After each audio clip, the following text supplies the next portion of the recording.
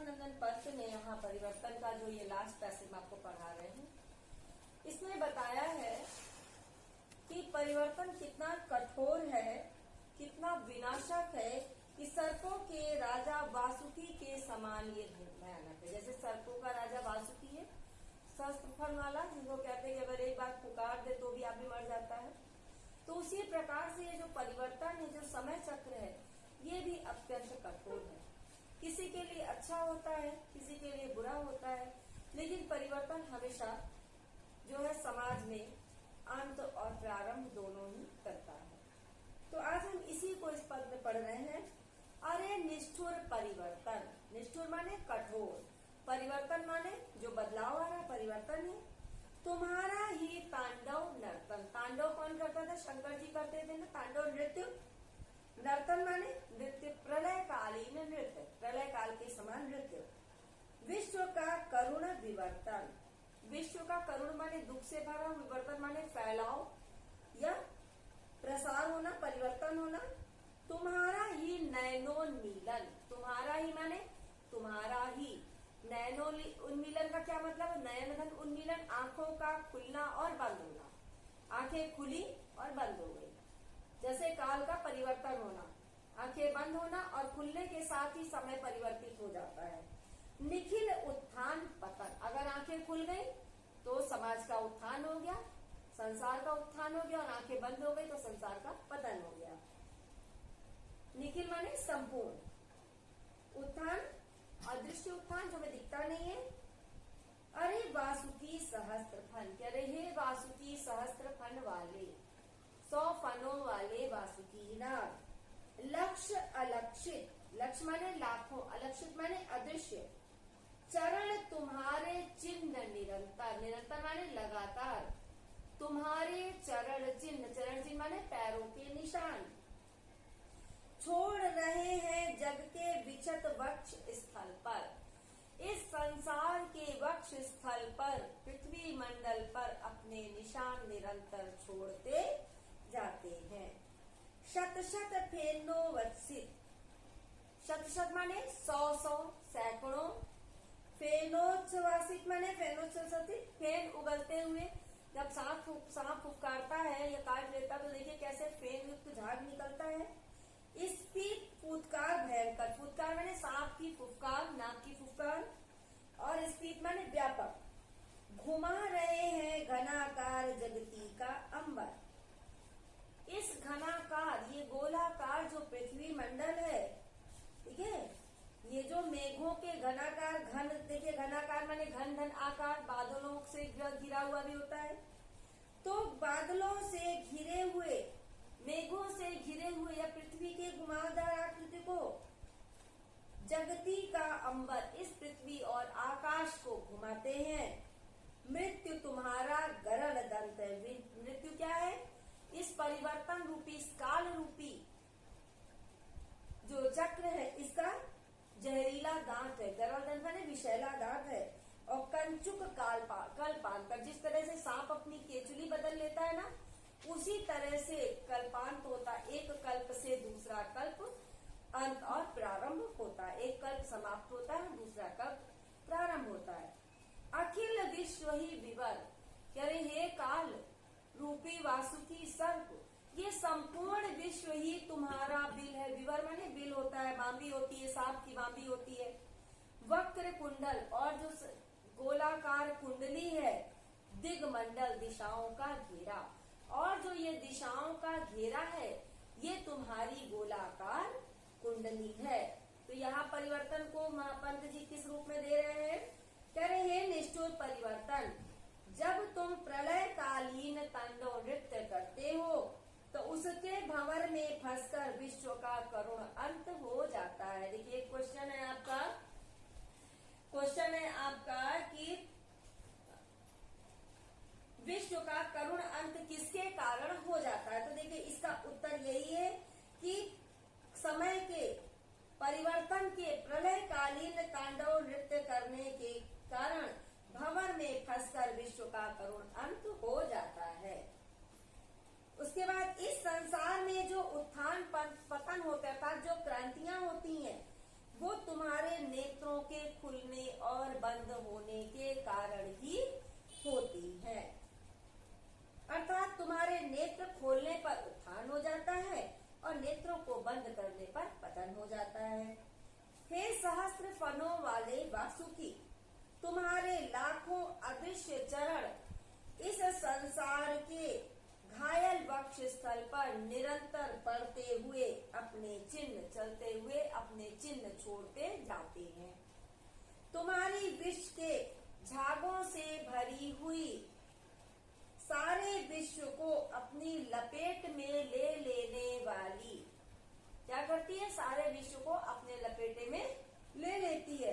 सैकड़ों भयंकर फुफकारे, सांप क्या करता? फुफकारता है। फुफकारे इस संसार के मेघों के आकार से परिपूर्ण आकाश को निरंतर घुमाती रहती है।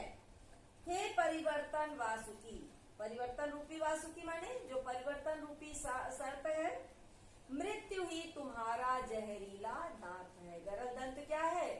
जहरीला दांत है। 2 कल्पों के बीच का समय ही मानो तुम्हारी केचुली है। 2 कल्प, एक कल्प बीतने के बाद जो दूसरा कल्प आता है, मतलब जैसे सांप अपनी केचुली बदल जाता है, नया रूप धारण कर लेता, उसी प्रकार से समय का परिवर्तन एक कल्प से केचुली के समान दूसरे कल्प में परिवर्तित हो जाता है। यह समस्त संसार ही मानो तुम्हारे रहने की बांबी हो। जैसे सर्प बांबी में रहता है, उसी तरह से परिवर्तन रूपी जो वासुकी जो सर्प है, ये संसार रूपी बांबी में रहता है। और दिशाओं का घेरा उसी सर्प की, उसी वासुकी गोलाकार कुंडली है। सांप क्या करता है? गोल गोल घूम करके फल उठा के बैठ जाता है ना, तो वही गोलाकार कुंडली है। तो बेटा इससे संबंधित प्रश्न वही होंगे। पहले तो सबसे पहले पाठ का शीर्षक और लेखक का नाम। तो लेखक का नाम मित्रानंदन पंत होगा और शीर्षक होगा परिवर्तन। उसके बाद व्याख्या है अरे निष्ठुर परिवर्तन से लेकर के दिग्मंडल तक। तो प्रस्तुत काव्य पंक्तियों में कवि कहते हैं कि हे निष्ठुर निर्दयी परिवर्तन, जब तुम प्रलयकालीन तांडव नृत्य करते हो तो उसके भंवर में फंसकर इस संपूर्ण विश्व का दुखद अंत हो जाता है। संपूर्ण विश्व क्या होता है? दुखद अंत हो जाता है। इस संसार में जो भी उत्थान और पतन होते हैं, क्रांतियां होती हैं, वो मानो तुम्हारे ही नेत्रों के खुलने और बंद होने के कारण होती हैं। अर्थात तुम्हारे नेत्र के खुलने से उत्थान और नेत्र के बंद करने से पतन हो जाता है। शत शत फेनोच वसित स्फीत भयंकर में कौन सा अलंकार है? तो बेटा यहाँ अनुप्रास, पुनरुक्ति, प्रकाश और अलंकार है। प्रस्तुत पंक्ति में परिवर्तन को किसके समान बताया गया है? तो बेटा प्रस्तुत पंक्ति में परिवर्तन को काल के तांडव नृत्य के समान बताया गया है। तो आगे हम इसमें बापू के प्रति जो शीर्षक है उसको पढ़ेंगे, तो ध्यान देंगे। बेटा बापू के प्रति जो पाठ है उसमें पंत जी ने महात्मा गांधी के विषय में वर्णन किया। जो भी उन्होंने उनके विषय में महसूस किया, जो भी उनके जीवन के विषय में उनको उचित लगा, वो उन्होंने अपने शब्दों में कहा है। क्या लेखा जोखा प्रस्तुत किया है, किस तरह से इन्होंने आजादी के विषय में बापू के प्रयत्नों को सराहा है, ये सब हम इस पाठ में पढ़ेंगे। तुम मांसहीन, तुम रक्तहीन। मांसहीन माने मांस से युक्त, जिसके मांस शरीर न हो। रक्तहीन माने रक्त से ही। तुम अस्थि शेष, तुम अस्थिहीन, तुम अस्थियों के बाद शेष हो, केवल अस्थि शेष बची, अस्थिहीन अस्थियां भी नहीं। तुम शुद्ध बुद्ध आत्मा, केवल तुम शुद्ध और बुद्ध के समान आत्मा वाली हो, पवित्र आत्मा वाली हो। हे चिर पुराण, हे चिर नवीन। चिर पुराण अत्यधिक पुराना और चिर नवीन माने अत्यधिक नया।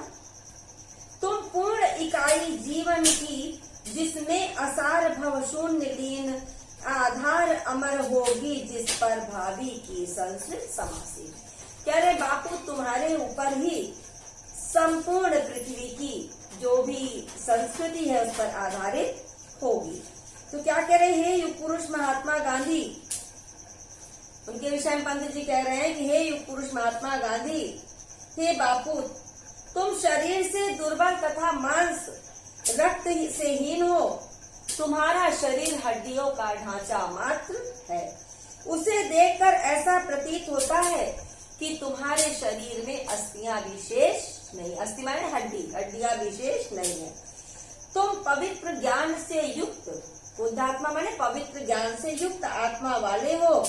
तुमने प्राचीन एवं नवीन दोनों आदर्शों का समन्वय है, अर्थात तुम प्राचीन आदर्शों के साथ साथ नवीन आदर्शों को भी स्वीकार करते हो। हे बापू, तुम में जीवन की पूर्णता है जिसने विश्व की समस्त असारता लीन हो जाएगी। असारता माने जिस बातों में सार न हो, निरर्थक बातें जो है वो तुम में लीन हो जाएंगी। हे बापू, तुम्हारे ही जीवन के आदर्शों पर भविष्य की संस्कृति और सभ्यता उचित प्रकार से प्रतिष्ठित होगी। उचित प्रकार माने जिस प्रकार से उसको प्रतिष्ठित होना चाहिए, जो उचित है, जो हमारे समाज में आदर्श प्रस्तुत करने वाली है, उसके समान होगी। अब इसमें 4 पंक्तियां हैं। देखिए सीरियल से आपकी बुक में नहीं दिया है, लेकिन हम जो पद पढ़ाएंगे उसकी व्याख्या ही पहले कराएंगे। एक सीक्वेंस में आप करिएगा। तुम मांसहीन, तुम रक्तहीन, तुम अस्थिशेष, तुम अस्थिहीन। इन 4 पंक्तियों की व्याख्या है। तुम शुद्ध बुद्ध आत्मा केवल है, चिर पुराण है, चिर नवीन। तो सबसे पहले क्या है, प्रस्तुत शीर्षक का नाम और लेखक का नाम लिखना है। तो शीर्षक का नाम है बापू के प्रति और लेखक का नाम है सुमित्रानंदन पंत। तो रेखांकित अंश की व्याख्या होगी। कवि पंत जी कहते हैं कि हे बापू, आप शरीर से दुर्बल तथा मांस और रक्त से हीन हैं। ऐसा प्रतीत होता है कि आपके शरीर में अस्थियां भी शेष नहीं है, अतः आप हड्डियों का ढांचा मात्र हैं, मात्र हड्डियों का ढांचा दिखाई देते हैं। आप पवित्र ज्ञान से युक्त आत्मा वाले हैं। आप प्राचीन आदर्शों को स्वीकार करते हुए नवीन आदर्शों को भी स्वीकार करते हैं, अर्थात आप में प्राचीन नवीन दोनों आदर्शों का समन्वय है। प्रस्तुत पद्यांश के माध्यम से कवि क्या कहना चाहता है, तो इसका उत्तर है बेटा कि इस प्रस्तुत पद्यांश के माध्यम से कवि गांधी जी के जीवन में प्राचीन एवं नवीन दोनों आदर्शों के समन्वय पर आने वाली संस्कृति के निर्भर होने के विषय में वर्णन करना चाहता है। कौन हड्डियों का ढांचा मात्र प्रतीत होते हैं, तो राष्ट्रपिता महात्मा गांधी हड्डियों का ढांचा मात्र प्रतीत होते हैं। गांधी जी के आदर्शों पर भविष्य में किसे खड़ा होना पड़ेगा, तो इसका उत्तर है कि गांधी जी के आदर्शों पर भविष्य में भारतीय संस्कृति को खड़ा होना पड़ेगा। इसके बाद का पद हम आगे के वीडियो में पढ़ेंगे।